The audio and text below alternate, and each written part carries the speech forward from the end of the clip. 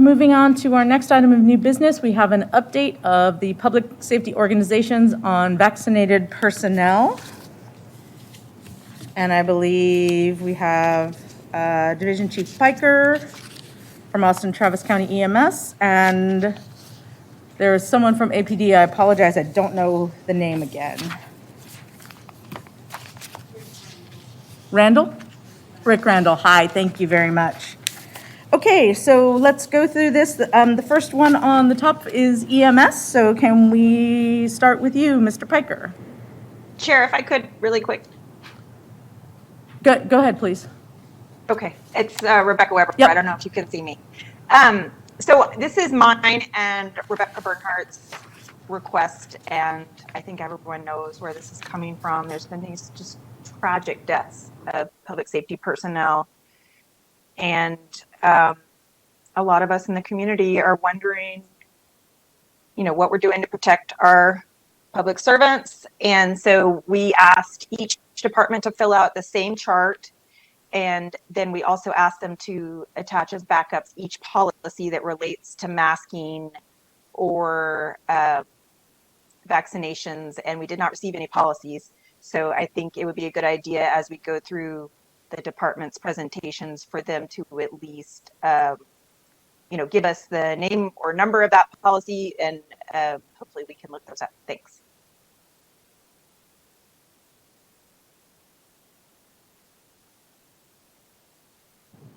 Thank you, Commissioner Weber.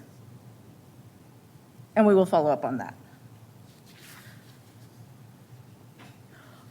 Okay, so if we can start with EMS.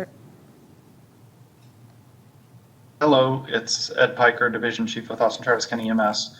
The paperwork that was submitted reflects that 90% of our sworn staff is vaccinated as of the date of submission. As of today, 91% of the sworn staff is vaccinated.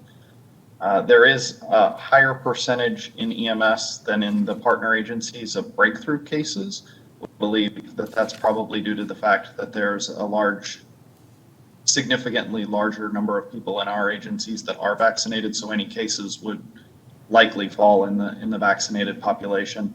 They're also going into high-risk environments such as long-term care facilities, the hospitals, other community or other group community areas that would potentially have a higher prevalence of COVID in those environments. If you have any questions specifically about the data, I'd be happy to answer it. With reference to the question about the policy, there is no specific policy in EMS requiring the use of masking. We just refer the sworn staff to the city manager's policy that requires it in city buildings and on city property. And so when they are in station or in an ambulance, which is city property, they are required to mask during those periods, as well as during their engagement with the public during a call contact. So during a call for service, they would be masked the entire time, not just in a face covering, but in an N95 respirator. Does anyone have any questions for EMS? And Chair, this is Chief Brown. Oh. I just I apologize for not sending in our vaccination policy. It's policy 404 of our policy manual. I can send it to the commission. It does not have anything regarding the COVID vaccine. It talks about our normal vaccinations required upon entry into the department. So it does not say anything about the COVID vaccine being required.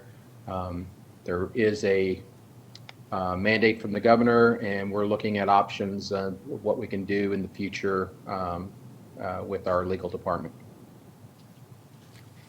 Thank you, Chief Brown. Commissioner Weber, please go ahead.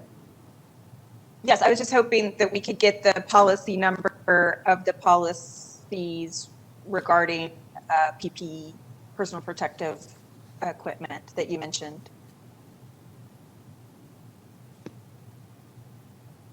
Commissioner Weber, you're looking for our policy on PPE or on vaccinations?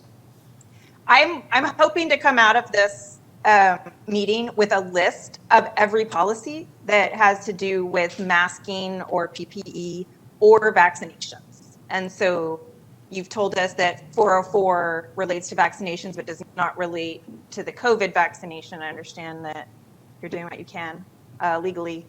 And so I'm asking for the identification of the other policies that relate to this agenda item. We can send into the commission the policies regarding our PPE usage on calls. We'll send that to you. And that's the only other policy that, with regards to COVID, that EMS has?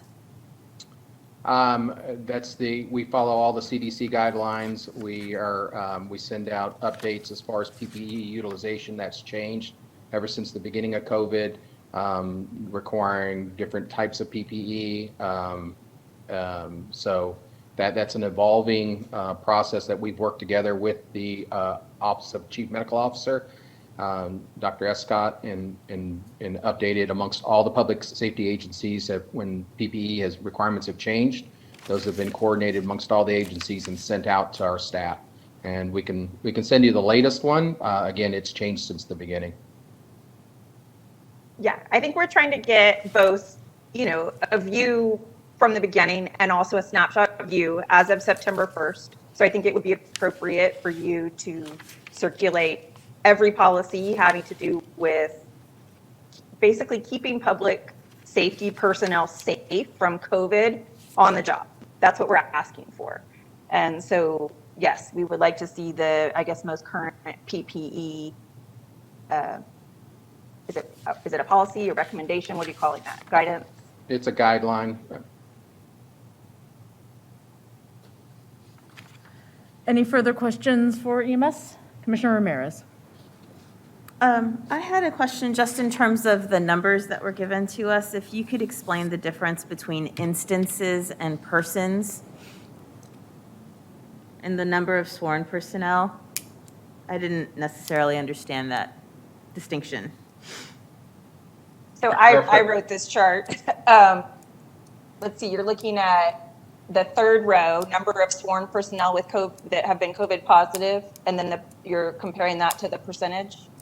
Is that your No, question? in EMS's responses, there was a number of sworn personnel off because of COVID, because of exposure to COVID plus, and then the number is broken down into two categories. It's broken down into instances and persons, and there's a slight variation in those numbers. So I was just trying to figure out what the difference between what that means. What are instances versus persons? Yeah, so I see. Yeah, so they put something separate up in there. Thank you.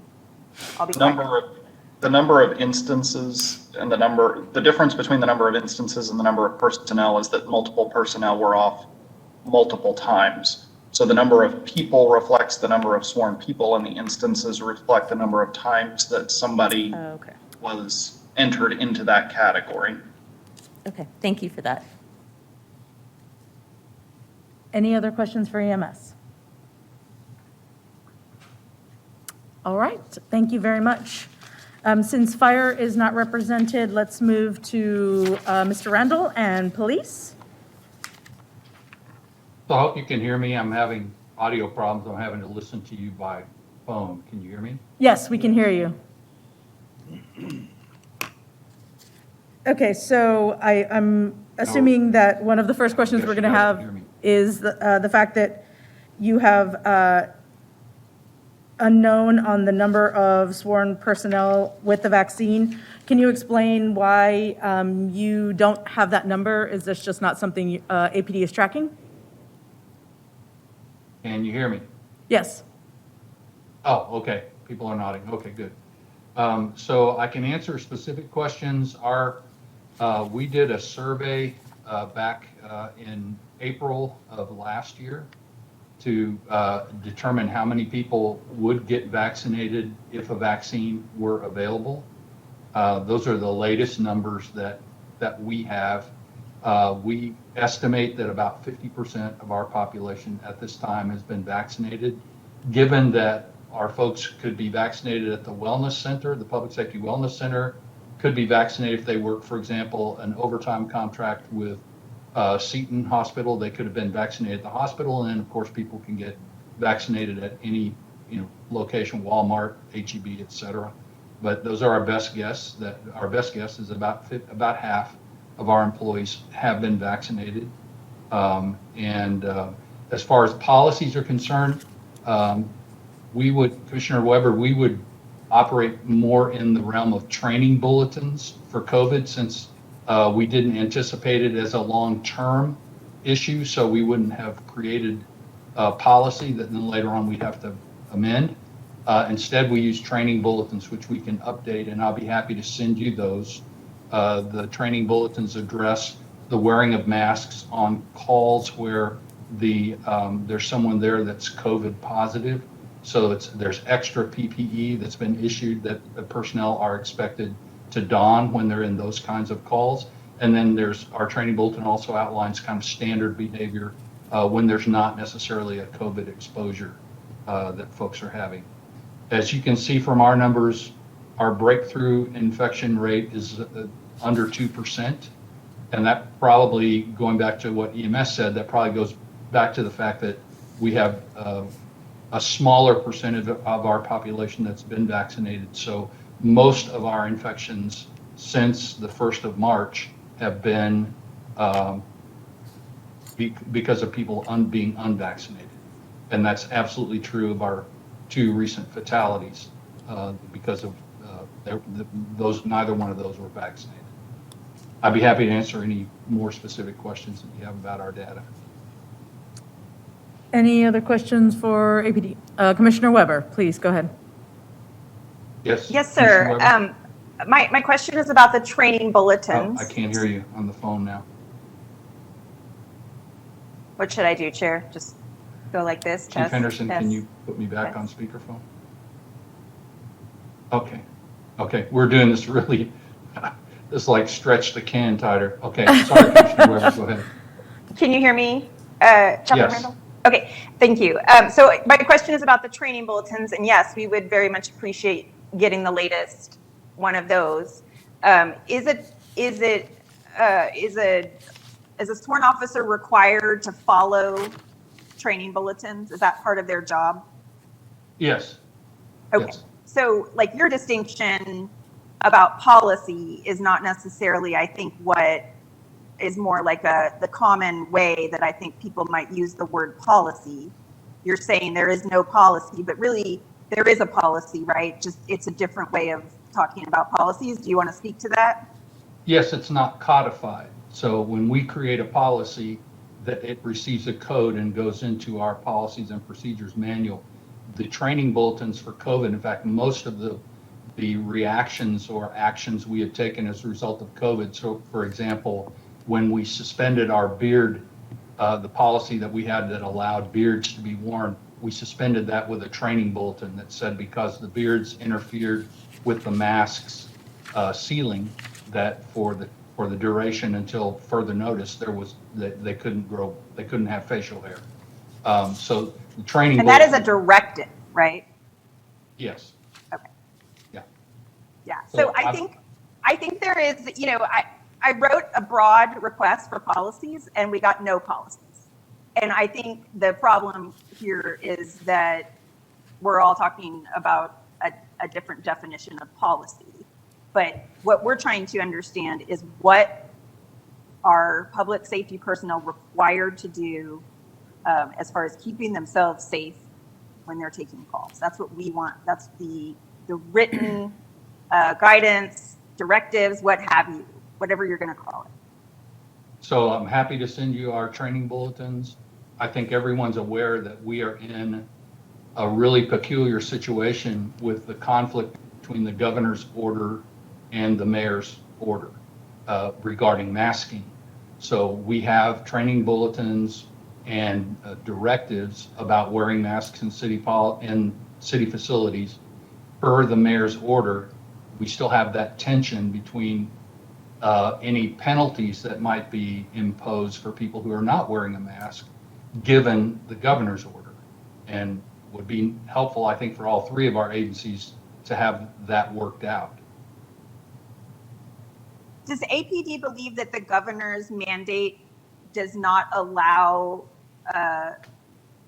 leadership to find out who is vaccinated? Is that part of the problem why APD doesn't know how many of its sworn personnel are vaccinated?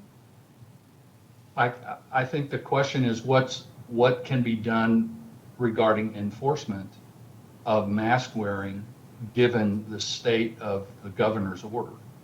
So there's nothing preventing APD from finding out which employees are vaccinated and which are not. Oh, now mask and vaccination are two different things.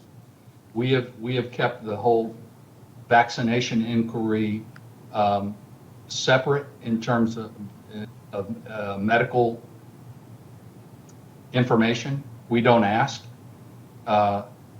We do have vaccination requirements for stuff like hepatitis, but COVID has been treated somewhat differently because of the controversy.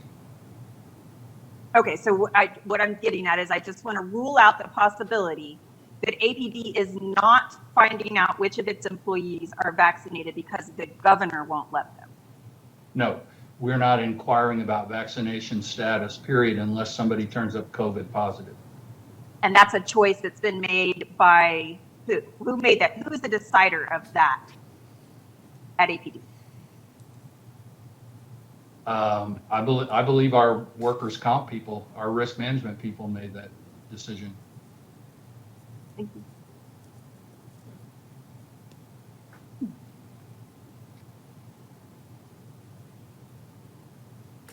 Commissioner Ramirez, please go ahead. My question is, you mentioned that there are requirements around vaccination for other vaccines. Can we get that policy or those guidelines, whatever they may be called, so that we can see what is currently in place with regards to vaccines overall?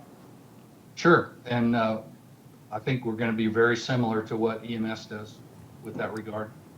Okay, thank you. Commissioner Sierra-Arvallo, please go ahead. All right. Mr. Randall, you've been involved with health and safety for the APD and city employees for quite some time.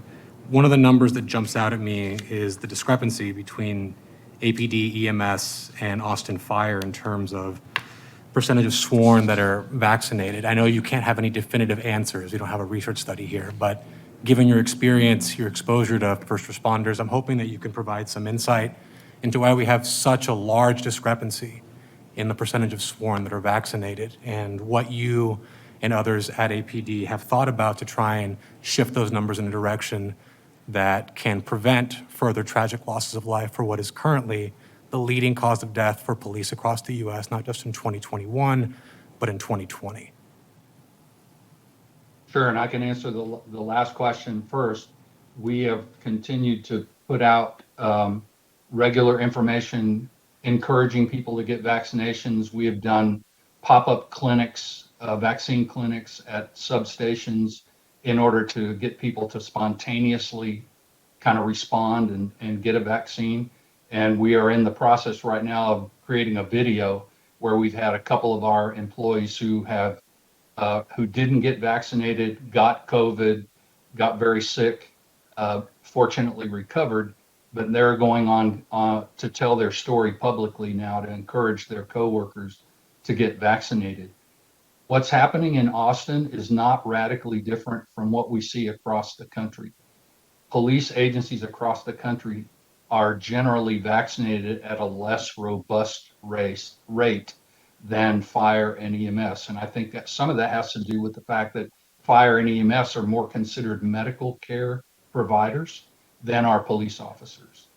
And then there's the whole other social context in which people have misinformed ideas about vaccinations. As a department, we're doing everything we can to put out solid information and help people make a rational decision for their health and for the health of their coworkers. Thank you. Any other questions for APD? All right, thank you, Chief Chair, I have a Henderson. question. Yes, please, go ahead. One more, sorry. I messaged Chief Henderson and asked her if she could just explain to us a little bit about the current guidance or directive, whatever we're calling it, at APD about taking calls where a COVID COVID exposure is suspected, and whether that's up to officer discretion or what. So will you please tell us?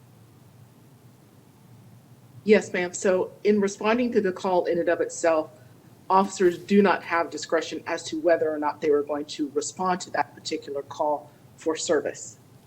Now, once they understand that there's a possible COVID exposure or COVID encounter, then we are strongly encouraging to use their PPE in those encounters, or if they're going to have an interaction, if it can move outside of close quarters or an open airspace, they're being strongly encouraged to do that. But they do not have the discretion or the ability to refuse to respond to a call where there's a possible COVID-related patient or possible COVID exposure.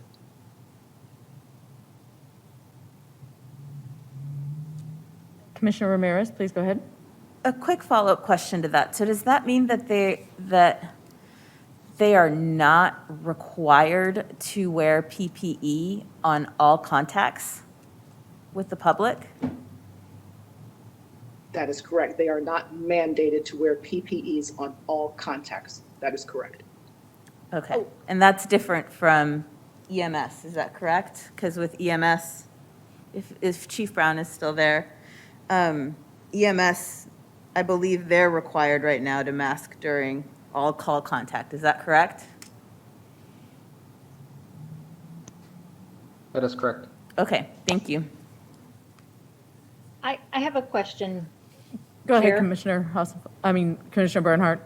Well, I just want to sum all this up. So we're saying that Austin police officers are maybe 50% vaccinated. They don't wear masks in interactions with the public, or they don't have to wear masks in interactions with the public. And we're supposed to believe that this is a public safety organization, just to wrap all this up together in a nice ball. They are strongly encouraged to wear masks at all times in contact with the public. Okay, I'm just saying, I do think- we're having I a do big think we public, go on, yeah. Yeah, sorry, I do think we need to tease out here the difference between when we talk about PPE and mask wearing. For us, Okay. PPE is N95 masks, may even include, complete hazmat suit. Right. Whereas the masks, the daily mask wearing is a kind of a different subject. Are officers wearing just masks in their everyday duties? Are they required to? It is our expectation that they wear masks in the workplace, and when they're out in the public, they wear a mask if they are requested to do so by the public. So you have to ask them to put one on Chief in Henderson. an do you wanna- interaction? That is correct. If the officer is not wearing a mask, it is not mandated that in all contacts that officers wear their mask. Okay. This is kind of surprising to me. And I just think we're having a national conversation about whether or not police keep us safe.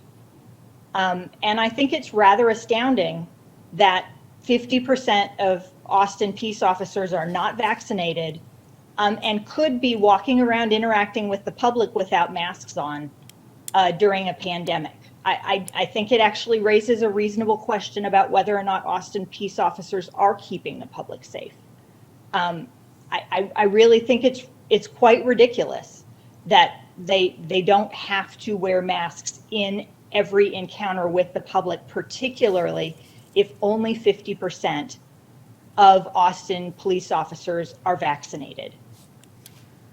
I'm just going to put that out there. I understand that the governor disagrees, but I think most people on this call understand that the governor is wrong, and he's under a lot of political pressure from right-wing crazy people to take the position that he's taken. And we need to keep the people of Austin safe, and not listen to right-wing crazy people. Thank you, Commissioner Bernhardt. We have another question from the dais. Go ahead, Commissioner Ciara-Avallo. This is a follow-up of a kind. I was hoping if the chief could explain the rationale behind the APD's current position on not requiring either a training bulletin or a codified policy on mask wearing. Is there a legal barrier to doing so?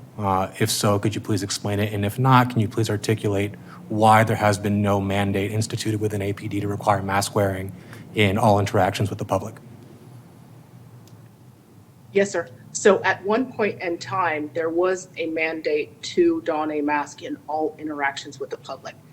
That was rescinded at a later date. I don't have that specific date for you, but I can provide that to you. But from when we initially had our PPEs put in place at the onset of COVID, there was a mandate that at all times, all contacts, that it was mandated that you wore PPEs. That has since been changed, but I can't give you the specific date on that, but it has been. And why was it changed? Chaplain Randall, I'm not sure if you could give some insight into when that change was made. It would be probably in April and early May when the rate of infection was down and things started relaxing generally. Austin was in a stage 2 of COVID protocols, and that was when some of the policies started relaxing, changing. Right, and we, I believe, are currently at a stage 5? Yes, correct. With a higher infection rate than this time last year. It seems odd not to have a mask mandate, or at least a training bulletin that can be instituted rather organically at the department level. Hopefully someone could speak to why there seems to be this lag when there are literally officers dying. So I think that the EMS folks alluded to the fact that they have been in conversations with city legal, as have we, to try to figure out what we can do within the law, given the state of tension between the city and the state. And where we are right now, quite frankly, is been advised by city legal. This is, we strongly urge people to be masked, to wear masks, but we have no real enforcement capability. Was there a state legal change that happened after the initial mandate? I guess I'm just confused as to why there was a mandate, then there wasn't. Was there some state level change that means that mandate cannot be Yes. reinstituted? Yeah, it was the governor's order. Got you. Thank you. All right. Any further questions of APD? Commissioner Weber? Chair. I think Chaplain Randall, I mean, what we're all really wondering is why hasn't APD surveyed its employees to see who's vaccinated? Why? You know, when fire and EMS have done so, and I mean, there's probably a lot of reasons why they have better, more responsible vaccination rates at those departments, but possibly maybe it has something to do with the fact that people have been asked to say whether they are or not. And so I'm wondering why at APD you're not asking. Well, I have no problem with doing such a survey.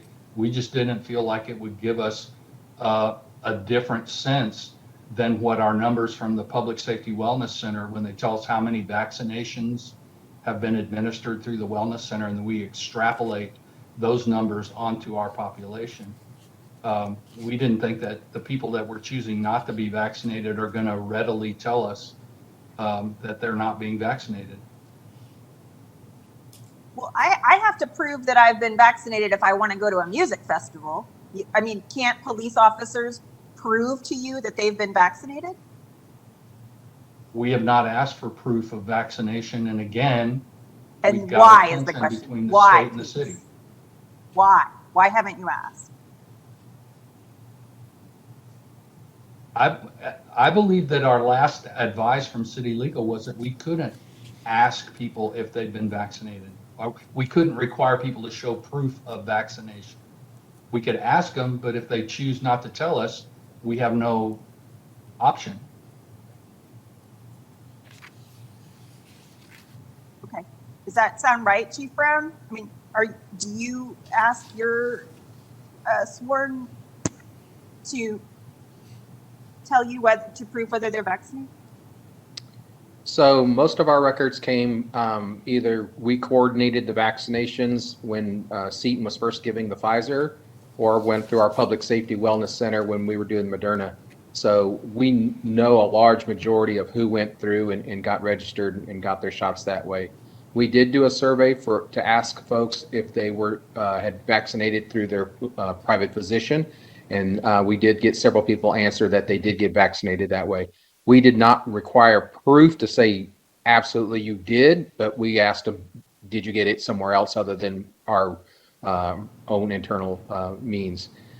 We do know of a small number that have also, we know that have not responded either way. We've reached out to those numbers to, offer any way they'd like to get vaccinated, any means. And so we are aware, pretty much have exact number of who we know who is not vaccinated and is resistant to vaccines right now.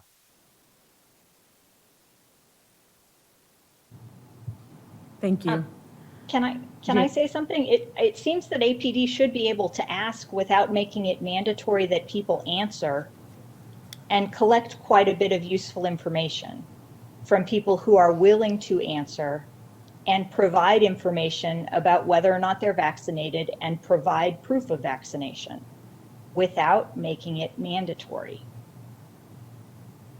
When I go to the Capitol to enter the building run by the state government, I show a vaccination card.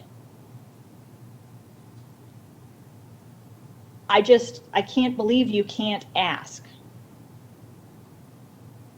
You may not be able to mandate an answer. Thank you, Well, Commissioner. what I can say is that we will gladly conduct a survey. We should be able to get that done before your next meeting and use those numbers to suggest where we are with our vaccination rate. I think the requesting proof of vaccination may be a little more problematic, but I will go back and consult with city legal and see what it is that we're allowed to do and not allowed to do under the law. Thank you, Mr. Randall. Commissioner Ramirez, Yeah. one more question, and then we're going to wrap this up. Just a follow-up comment that even just on a personnel management level, it seems like it's useful information, especially at a time when the police department is, pulling people from patrol and we see the reports from Chief Gay all the time that there's staffing shortages. So it just seems like from a personnel management perspective, knowing how many people are out, I also noticed it in the reports, APD was the only one that had not calculated the number of hours that sworn personnel has been off because of COVID. And that's just a huge impact when you have, hundreds and hundreds of people that have been infected over the course of the past year and a half. To not have a sense of what sort of impact that's having on your personnel just seems, like shooting yourself in the foot a bit. The problem with our supplying those numbers, or that number as a single number, is for our people that got COVID or were exposed to COVID over the last 18 months, we have about, I believe, that's potential they could have taken. Emergency leave, FMLA, sick leave, there's just, we don't have a calculation of a way of discriminating specifically COVID because we didn't do that at the outset. Chief Brown, I see you. Go ahead. Sorry, I just wanted to make one last comment. I know you're getting off the subject, but we also require, and I believe Austin Fire Department also requires at the beginning of shift, all our personnel are Binext or rapid COVID tested. Whatever site they are at, whether it's in your admin role or in a station, so they're all Binext tested at the beginning of the shift. And we've had several people that come up positive because of that initial testing at shift. Thank you, Chief Brown. I wanted us not to ignore the fire department. I know we don't have anyone here to answer the questions for AFD, but I wanted to get any questions that anyone might have of fire. So it seems that they have 77 percent sworn vaccinated, and that is per their, a survey that they conducted at the end of July. So obviously that does not, they don't have the numbers for August or September. And it looks like there's 25 people off because of exposure, and it's 163,000 hours that personnel have been off due to exposure from COVID. So are there any questions anyone wants to ask of fire that we can document to get to Chief Fires? No one here on the dais or Commissioner Ramirez? Yeah, just same that we get the policy and sort of guidelines that are in place for personnel, both for PPE and vaccines, just making sure that we get that from AFD as well. Thank you. Anyone else I'm on? sorry. Chair, Go ahead. I wasn't sure who that was. Go ahead. Whoever has oh, questions. this is Commissioner Lane speaking. Go ahead, Commissioner Lane. I just want to know if there's a policy that that helps us keep unvaccinated folks off of medically sensitive scenes, COVID-19 scenes, from either of these departments, so that we can protect potentially vulnerable scenes. If they have any policies around that, I'd like to see that too. Thank you. Any other questions for AFD?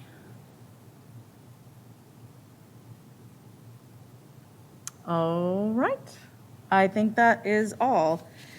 So we have made the request, and I will follow up via email to have APD run a survey, and hopefully they can get that done before our next meeting. We will follow up, and hopefully we will be. Chair? Yeah, go ahead, please. Sorry, this is Amanda, Chair Lewis. I am concerned just thinking about APDs. It sounds like a reluctance of a majority of police officers to be vaccinated. What that says about the culture within the department, I think, I think I want to think about what that means about recruitment, who we're bringing in, if there's not an understanding of public safety and protecting your fellow, citizens. I'm just concerned about what that culture means. I don't understand why there's not a shared commitment to safety by vaccination. I work at a place that also is required, that governor made requirements of, and we collectively are choosing to keep each other safe. And so I'm worried about and questioning the culture that allows for so many people to go unvaccinated, there not to be questions asked of each other and commitments made of each other. And yeah, I just, I think the chaplain kind of alluded to misinformation. And so how are we, you said there's information bulletins, but like, how are we addressing the fact that there's a real discrepancy here around, safety and anti-science and anti-intellectual? I'm not sure what the issue is, but it seems like a systemic cultural issue.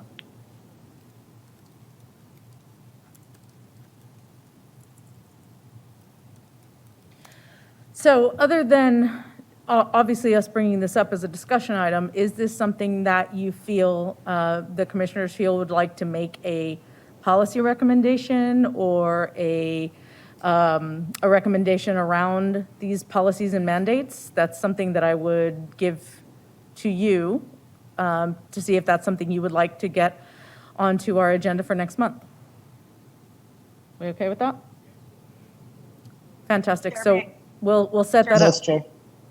Great. So we'll set that up online, and we'll get something working on discussing the admitted misinformation that APD is dealing with, and let's see if we can get some sort of recommendation or policy recommendation pulled together. Okay? Thank you. Good conversation.